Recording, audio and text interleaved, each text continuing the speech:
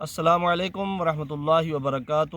سامعین و ناظرین، اس ویڈیو میں آپ کو دو ناموں سے متعلق بتاؤں گا کہ یہ نام رکھنے درست ہیں کہ نہیں۔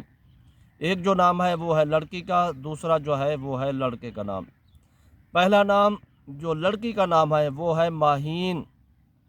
ماہین جو ہے یہ ماہ کی طرف یعنی چاند کی طرف منسوب ہے، اور اس کا معنی ہے خوبصورت، حسین و جمیل عورت۔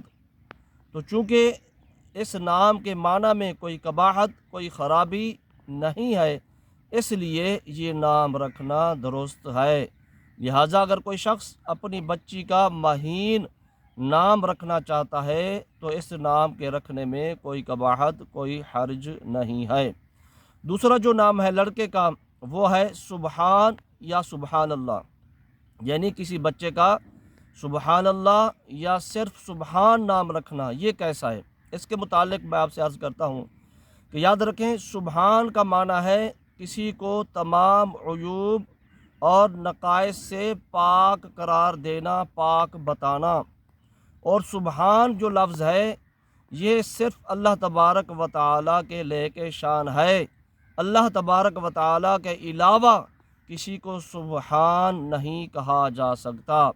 لہٰذا پتہ کیا چلا کہ جب سبحان یا سبحان اللہ اللہ تبارک و تعالیٰ کے علاوہ کسی کے لیے استعمال نہیں ہو سکتا لفظ سبحان، تو کسی کا نام بھی سبحان اللہ یا سبحان نہیں رکھا جا سکتا۔ لہٰذا اگر کوئی شخص اپنے بچے کا نام سبحان اللہ یا سبحان رکھ چکا ہے تو اس نام کو تبدیل کر دیا جائے اور اس کے جگہ کوئی اچھا نام رکھ دیا جائے۔